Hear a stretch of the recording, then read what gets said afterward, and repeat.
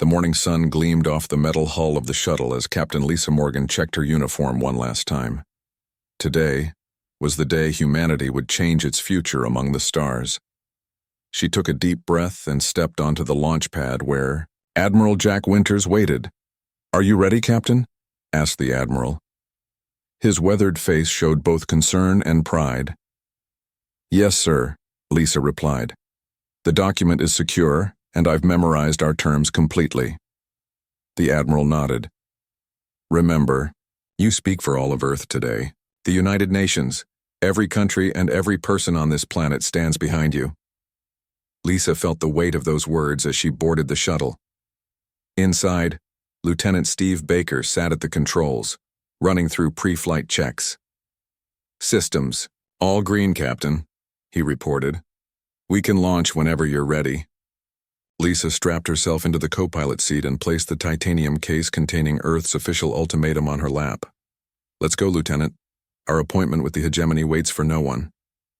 The shuttle lifted off smoothly, quickly braking, through Earth's atmosphere. As they accelerated toward the massive alien ship hanging in orbit, Lisa thought about how much had changed in just 5 years. The Galactic hegemony had arrived without warning on a Tuesday morning. Their ships appeared suddenly above every major city on Earth, causing worldwide panic until they broadcast their first message: "We come in peace and friendship." At first, many people believed them. The aliens promised to share knowledge, medicine, and technology. They spoke of Earth joining a grand community of worlds. Leaders from around the globe met with the tall, elegant beings with shimmering blue skin and six-fingered hands. But Lisa, who was just a junior officer then, had noticed something odd in their language. The hegemony never talked about equal partnerships. They always described Earth as developing, emerging, or promising. Their tone reminded her of old colonial powers talking about the countries they planned to control. Within 1 year, the hegemony's true goals became clear. They wanted Earth's rare minerals, especially the newly discovered element xanthium, which their ships used for fuel. They proposed protection treaties that would let them build permanent bases on Earth. They suggested helpful oversight of Earth's governments. When Earth's leaders politely declined these offers, the hegemony became less polite. Their ships conducted scientific surveys without permission. Strange equipment appeared overnight in remote areas. People reported being watched or even briefly taken to hegemony ships for cultural exchange interviews. Lisa's shuttle approached, the massive hegemony flagship, which stretched nearly 2 miles from end to end. Its surface glowed with soft blue light, making it look beautiful but alien against the blackness of space. "They're hailing us," said Lieutenant Baker. "Sending docking instructions." "Follow their protocol," Lisa ordered. "But keep our defensive systems ready, just not visible to their scanners." The shuttle glided into an opening in the side of the great ship. Inside was a brightly lit landing bay where several hegemony officials waited. Their translator devices hung at their necks, converting their musical language to human speech. Lisa stepped out of the shuttle, holding the titanium case firmly. A tall hegemony diplomat approached her. "Welcome, Captain Morgan. I am Senior Envoy Zrelith. We are pleased to continue our productive discussions with Earth." Lisa did not smile. "I appreciate your welcome, Senior Envoy. I carry a message from the United Earth Council." "Excellent," said Zrelith, gesturing toward a doorway. "Our negotiation chamber is prepared. Governor Zalvax is eager to present our newest proposal for mineral extraction rights." They walked through gleaming corridors where other aliens watched them with curious eyes. Some looked surprised to see a human walking confidently, rather than showing proper respect or fear. The negotiation chamber was a large room with a circular table. Governor Zalvax sat at the far side, his skin shimmering with more colors than the other hegemony members, showing his high rank.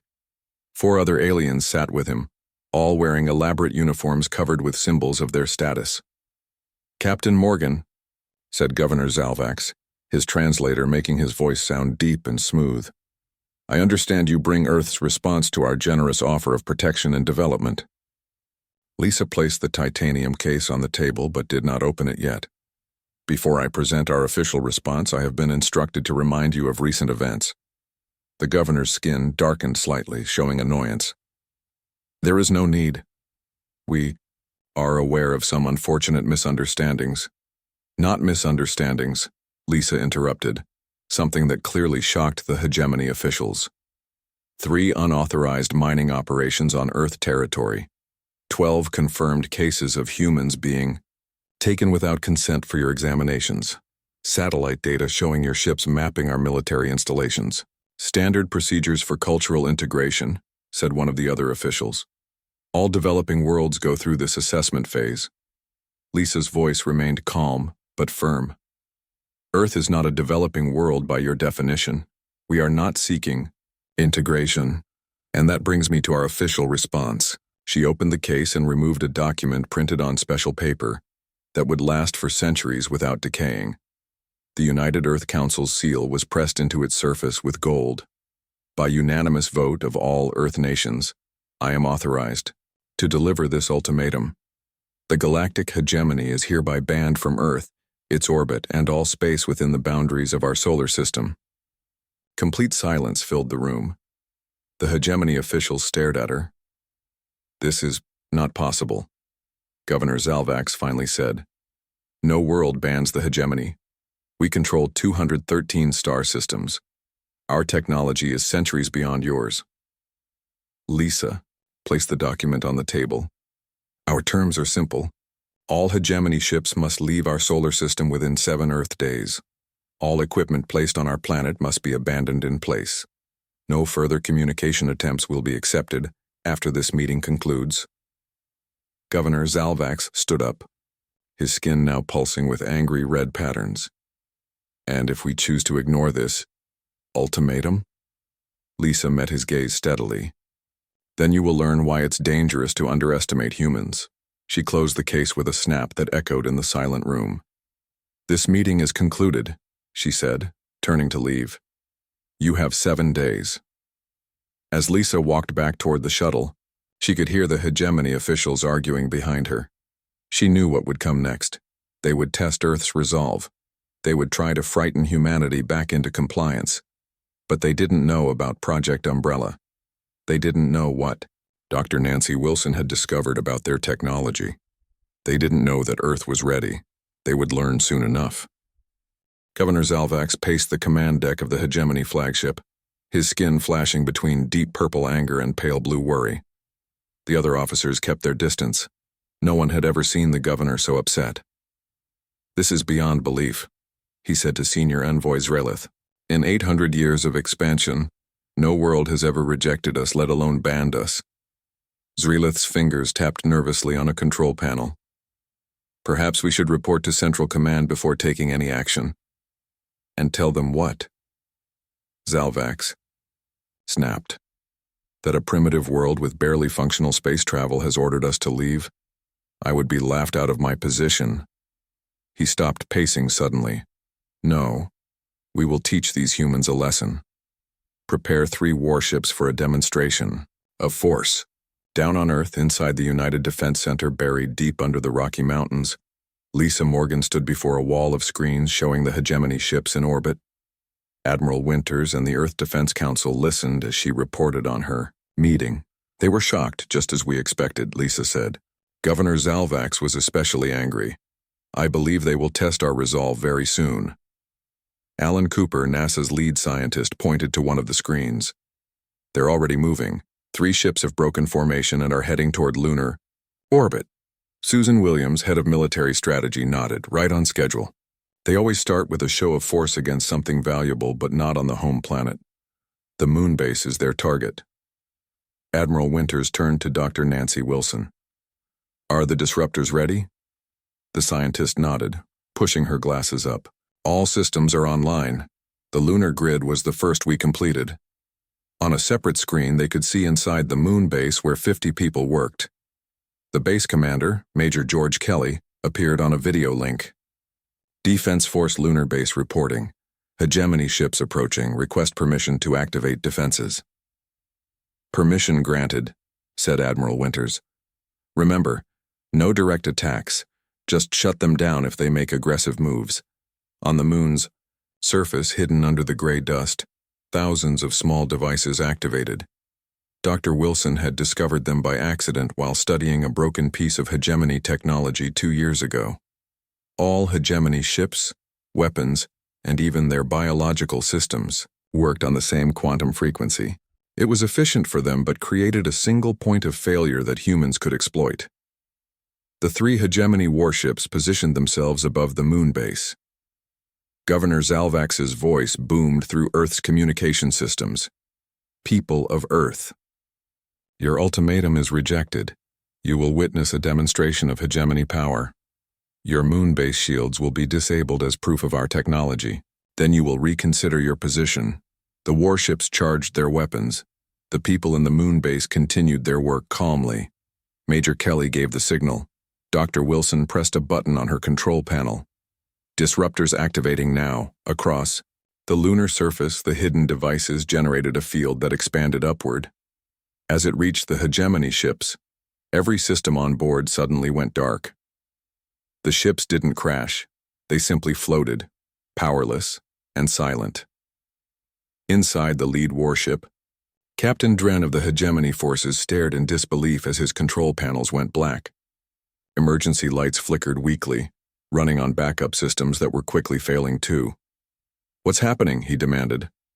No one answered because no one knew. This had never happened before. His first officer tried to restart the ship's power core.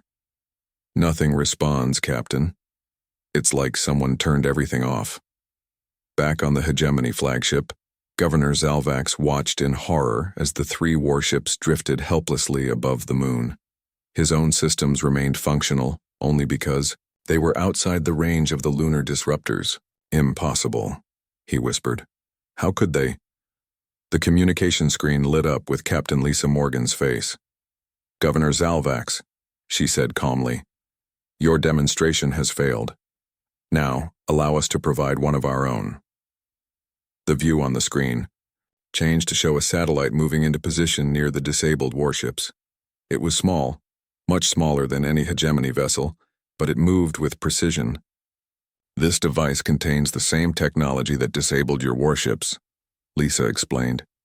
"We have hundreds more positioned throughout our solar system. If you attempt to attack Earth or any of our outposts, your entire fleet will be rendered powerless." "Governor," Zalvax's skin turned almost white with shock. "How did you develop such technology? Your world doesn't have the science for this." Lisa allowed herself a small smile. "You assumed we would develop technology the same way the hegemony did. That was your mistake. Humans think differently." On Earth, Dr. Wilson explained to the Defense Council what was happening.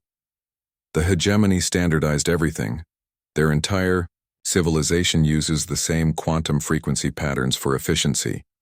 But humans evolved with different brain patterns and developed technology along different paths. We can see weaknesses they can't even imagine. Governor Zalvax regained some of his composure. "What do you want? Resources? Technology? Name your price to share this disruption device." "We don't want anything from you," Lisa replied firmly. "Our terms remain the same. Leave our solar system within 7 days. Your disabled ships will be towed to the edge of our system where they will be reactivated. Consider them lucky. Any future ships that violate our space will be permanently disabled and their crews stranded." After the communication ended, Frank Donovan, head of Earth Security Council, turned to Lisa. "They won't give up this easily. The hegemony has never faced resistance like this. They'll be back possibly with their full military force." "We'll be ready," Lisa said. "The planetary shield network is almost complete and our own fleet will launch next month." Admiral Winters looked thoughtful. "We've thrown the hegemony into unknown territory. They've never had to retreat before. Their response will tell us a lot about who they really are." Dr. Wilson nodded. "And there's something else to consider. If one primitive world can stand up to them this way, what about other worlds under their control? We might have started something bigger than just protecting Earth." As night fell over the defense center, the monitors still showed the disabled hegemony warships drifting silently above the moon. It was a powerful image. The first time in known history that the mighty galactic hegemony had been defeated, even in a small skirmish. But everyone knew this was just the beginning. The real test would come when the hegemony decided how to respond to this unprecedented challenge to their power. Lisa looked up at the stars visible through the center's skylight. Somewhere up there, Governor Zalvax was making plans. The question was, would he choose wisdom or war? Hegemony Intelligence Officer Vrek moved silently through the lower decks of the flagship. Unlike most of his kind, his skin barely showed any color changes, making him perfect for his job. He had served the hegemony for nearly 200 years, investigating threats and solving problems that others couldn't. This human problem troubled him deeply. No species had ever developed technology that could disable hegemony ships so completely. Governor Zalvax was still raging about revenge, but Rek needed to understand what they were facing. He entered his private laboratory where a collection of human devices sat on examination tables. None seemed remarkable. Simple computers, communication, devices, and other basic technology. Yet somehow these humans had discovered something that had eluded the hegemony for centuries. "Computer, show me all data on human brain patterns," Rek commanded. Holographic images appeared, showing scans of human brains alongside hegemony brains. Rek studied them carefully, noticing something he had missed before. The neural pathways were arranged differently, fundamentally different. "Fascinating," he whispered. "They don't think like us at all." On Earth, Dr. Nancy Wilson was explaining the same discovery to a room full of world leaders gathered in the United Nations building in New York. "The hegemony evolved as a hive-minded species," she said, pointing to brain scans on the large screen. "Although each individual has separate thoughts, their brains all process information following the same patterns. This made their civilization very efficient but also very standardized." President Laura Grant of the North American Union leaned forward. "And how does this relate to their technology?" "Their technology follows the same patterns," Nancy explained. "Everything they build works on identical quantum frequency principles. It's like they all use the same password for everything. Once we discovered that password, we could turn their systems off without harming them." "What about their biology?" asked Prime Minister Chen of the Asian Alliance. "You mentioned their neural systems use the same frequency?" Nancy nodded. "Yes, but our disruptors are calibrated to affect only their technology, not their bodies. We don't want to harm anyone, just protect ourselves." Meanwhile, Frank Donovan was overseeing the final checks of Earth's own fleet of spaceships. Unlike the massive hegemony vessels, Earth's ships were smaller and more maneuverable. They had been built in secret, deep under the ocean floors, using a combination of human innovation and reverse-engineered hegemony technology. "How many ships are ready?" he asked Chief Engineer Paul Martinez. 52 combat-ready vessels," Paul replied, walking beside Frank through the enormous underwater hangar. "Another 30 will be finished within 2 weeks."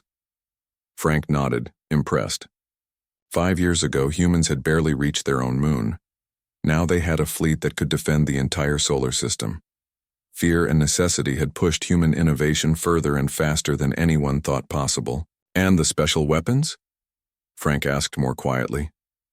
"The long-range disruptors are installed on all ships," Paul confirmed. "We can disable hegemony vessels from twice the distance of their weapons range." Back on the hegemony flagship, Governor Zalvax had called an emergency meeting with his top commanders. His skin had settled into a dark orange color that signaled determined resolve. "We have never retreated from a developing world," he said firmly. "I will not be the first governor to do so. I have sent a message to Central Command requesting our 5th battle fleet. Captain Dren, recently rescued from one of the disabled warships, looked troubled. Governor, with respect, we don't understand how their technology works. The 5th Fleet could be just as vulnerable." "The 5th Fleet has 200 warships," Zalvax replied dismissively.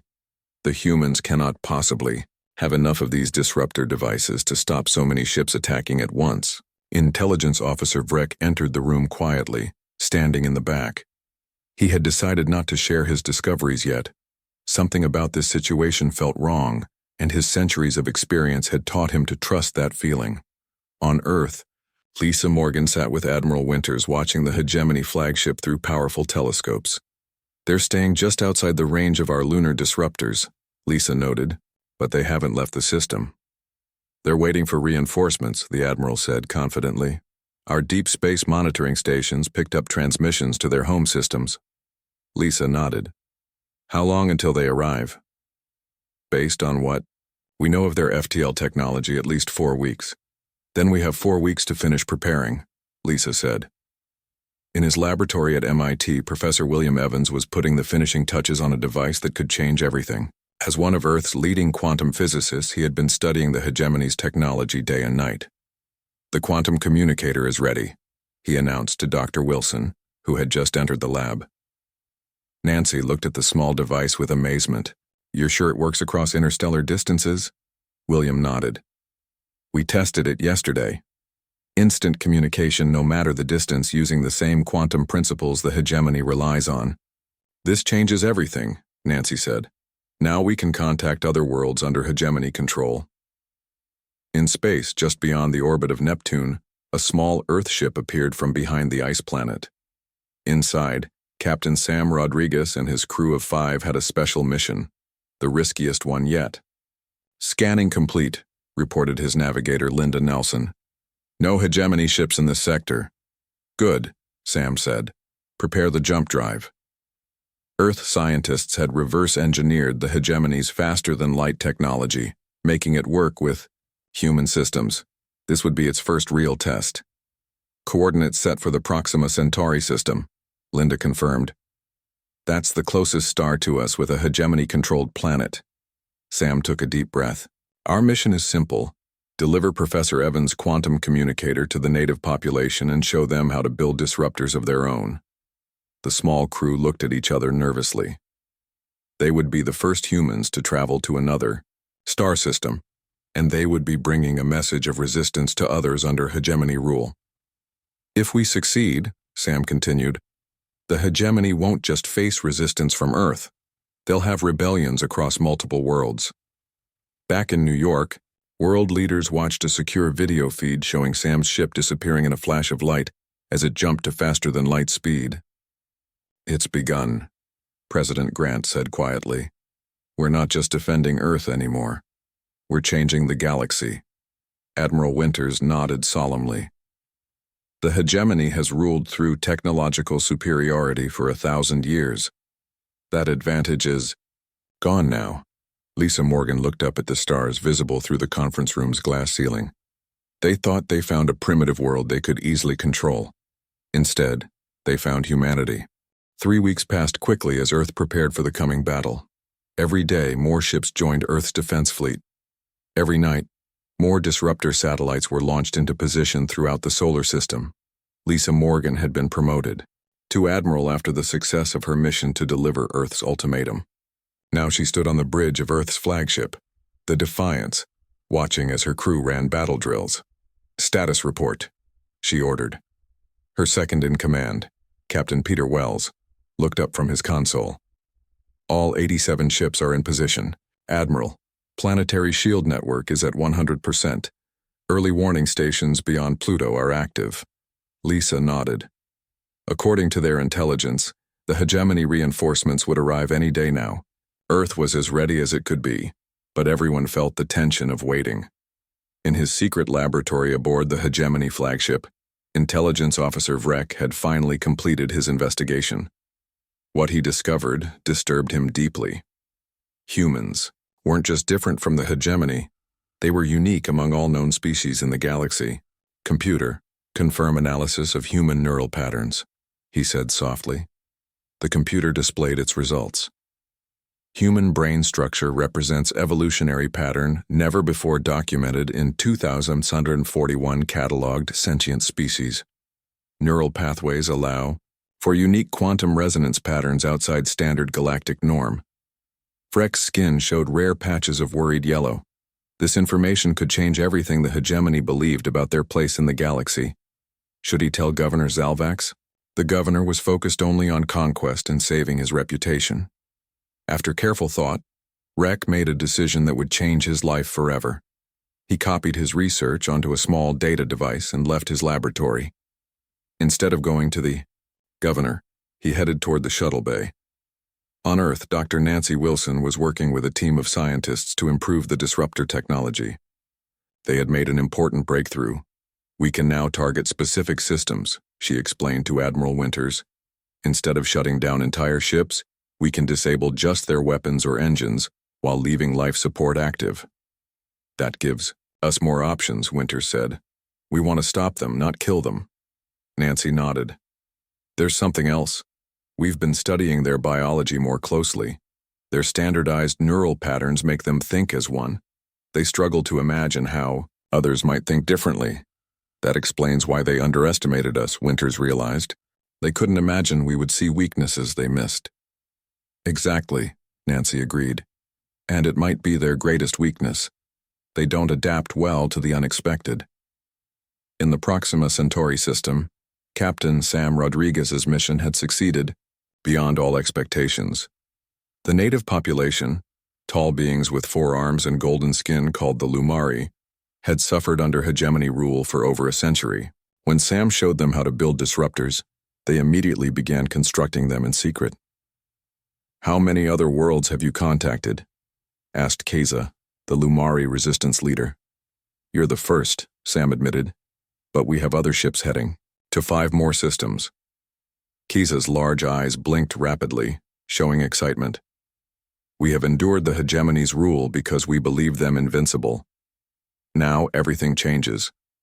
The Lumari had already sent messengers to neighboring star systems, using secret routes unknown to the hegemony. Word was spreading. Earth had found the Empire's weakness. Back in Earth's solar system, the early warning stations near Pluto suddenly activated. Hundreds of hegemony ships were emerging from faster-than-light travel. 234 warships detected, reported the monitoring station. Hegemony 5th Battle Fleet confirmed. The message reached Earth in minutes. Defense forces went to maximum alert. In orbit around Earth, behind the Moon, and near every planet in the solar system, human ships moved into position. Admiral Lisa Morgan addressed all ships from the Defiance. This is what we've prepared for. Remember your training. The hegemony has numbers, but we have the advantage of surprise. They still don't understand how our technology works or how many ships we have. Hold positions until they enter the outer defense grid. The hegemony fleet moved slowly toward Earth, led by a massive dreadnought 10 times larger than any ship humanity had ever built. On its bridge stood Admiral Krozak, the hegemony's most decorated military commander. Status of the Earth forces? He demanded. Minimal resistance expected, his tactical officer replied. Our scans show some orbital defense platforms and perhaps 20 to 30 small ships. Nothing that can stand against our fleet. Krozak nodded, pleased. He had crushed resistance on 3 other worlds in his long career. This would be his 4th and most important victory. Governor Zalvax had promised him a seat on the High Council if he succeeded. Send the standard surrender demand, he ordered. Give them 1 hour to respond before we begin the attack. The message reached Earth, displayed on screens in the Defense Command Center. President Grant read it aloud. Surrender your disruptor technology and accept hegemony authority, or face complete orbital bombardment. Admiral Winters looked at Lisa on the video link from the Defiance. It's time for Operation Umbrella. Lisa nodded and gave the command to her weapons officer. Activate all disruptors. Target weapon systems only. Throughout the solar system, thousands of hidden satellites and platforms activated at once. The quantum disruptor field expanded outward, washing over the hegemony fleet. On the Dreadnought Bridge, Admiral Krozak watched in horror as system after system shut down. Weapons, engines, shields, all disabled in seconds. Impossible, he shouted. How can they affect so many ships at once? But the worst was yet to come for the hegemony. From behind planets, moons, and asteroids, Earth's fleet emerged. Not 30 ships as their scans had shown, but over 80 warships. The Earth ships surrounded the drifting hegemony vessels. They hadn't fired a single shot, yet they had won the battle before it began. Lisa opened a channel to Admiral Krozak's ship, which still had working communications. This is Admiral Lisa Morgan of Earth Defense Forces. Your fleet is disabled, but your life support remains functioning. We have no desire to harm your crews. What do you want? Krozak asked, his voice tight with anger and fear. The same thing we've wanted from the beginning, Lisa replied calmly. For the hegemony to leave our solar system and never return. We will reactivate your engines on the condition that you depart immediately. Krozak had no choice. With his weapons disabled, and Earthships surrounding his fleet, fighting was impossible. For the first time in his 300-year career, he had to give the order to retreat. As the hegemony fleet limped away from Earth's solar system, Intelligence Officer Rex sat quietly on a small human ship heading back to Earth. His defection would change everything, for the hegemony, for Earth, and for countless worlds across the galaxy. 6 months passed since the Battle of Earth. The solar system had been quiet with no sign of hegemony ships, but across the galaxy, everything was changing. Lisa Morgan stood on the observation deck of the diplomatic vessel Unity, watching as they approached the space station orbiting a neutral world called Trevos. The station was massive, built by a coalition of species as a meeting place beyond hegemony control. "Are you ready, Admiral?" asked President Grant, who had insisted on leading this mission herself. "As ready as I'll be," Lisa replied. "I never expected to become a diplomat." The president smiled. "You delivered our ultimatum. It seems fitting you helped deliver our new proposal." Behind them stood Intelligence Officer Vrek, who now served as an advisor to Earth's government. His defection had provided invaluable information about hegemony weaknesses and politics. At first, many humans had distrusted him, but his knowledge had proven genuine and his dedication to a better future seemed sincere. "The representatives of 12 worlds are already gathered," Vrek said, "including 4 species that have never dared oppose the hegemony before." The Unity docked smoothly at the station. Lisa, President Grant, and their team made their way to the Great Council chamber. Inside, beings of many different shapes, sizes, and colors waited. Some had tentacles, others wings. Some glowed with inner light, while others were almost invisible. Lisa recognized the golden-skinned Lumari, the first aliens humans had helped liberate. Their leader, Keza, nodded respectfully as the Earth delegation entered. President Grant stepped to the central platform. "Thank you all for meeting with us. Earth is honored to join this gathering of free worlds." A tall, crystalline being that seemed to shimmer with blue light responded. "It is we who are honored. For 1,000 years, the hegemony has dominated the galaxy through technological superiority. In 6 months, your species has changed everything." The meeting began with each world sharing their experiences. The Lumari had completely removed hegemony presence from their system. The crystal beings called Vax had disabled the hegemony ships but allowed the crews to leave peacefully. 3 other worlds were still fighting for their freedom, while others were negotiating new relationships with the weakened empire. Then came Earth's turn. President Grant called forward Professor Daniel Wright, the architect of Earth's new diplomatic initiative. "We call our proposal the Solar Accords," Daniel explained. "We believe the future of the galaxy should not be based on domination, but on cooperation and respect for differences." He activated a holographic display showing the key principles: mutual defense, technological exchange, cultural preservation, and self-determination for all worlds. "The hegemony grew powerful because they standardized everything," Daniel continued. "But Earth has shown that our differences are actually our greatest strength. Different minds see different solutions." A representative from a world called Melos, with 6 eyes and scaled skin, leaned forward. "The hegemony still controls over 100 worlds. They are wounded but not defeated." "True," Lisa acknowledged. "But their power was based on fear and the belief that they could not be opposed. That belief is now broken." Vrek stepped forward. His presence caused some murmuring among the delegates, as many recognized a hegemony citizen. "I served the hegemony for 2 centuries," he said plainly. "I believed our way was superior. The humans showed me something I had never considered, that standardization, while efficient, creates blind spots. The hegemony cannot see its own weaknesses. He displayed brain scans showing the neural differences between various species. Humans discovered that diversity in thinking is valuable. Different minds approach problems differently. The hegemony suppressed this diversity, forcing all worlds to follow their patterns. The meeting continued for hours as they discussed the details of the Solar Accords. By the end, all 12 worlds had agreed to join. Together, they would form a new alliance based on mutual respect rather than control. As they prepared to leave, Keza of the Lumari approached Lisa. "We have received word that 3 more worlds have successfully used the disruptor technology. The hegemony is pulling back from the outer systems, focusing on defending their core worlds." Lisa nodded. "We never wanted to destroy them just to be free from their control." "Freedom is spreading faster than even you humans anticipated," Keza observed. "What will you do when the hegemony eventually offers peace?" "Accept it," Lisa said, without hesitation. "War is not our goal. A galaxy where all species can develop in their own way is what we want." Back on the Unity, Lisa stood alone on the observation deck, watching the stars. So much had changed in less than a year. Earth had gone from a single world facing a massive empire to the leader of a growing alliance. Dr. Nancy Wilson joined her, carrying a datapad. "The Vax shared some interesting technology with us.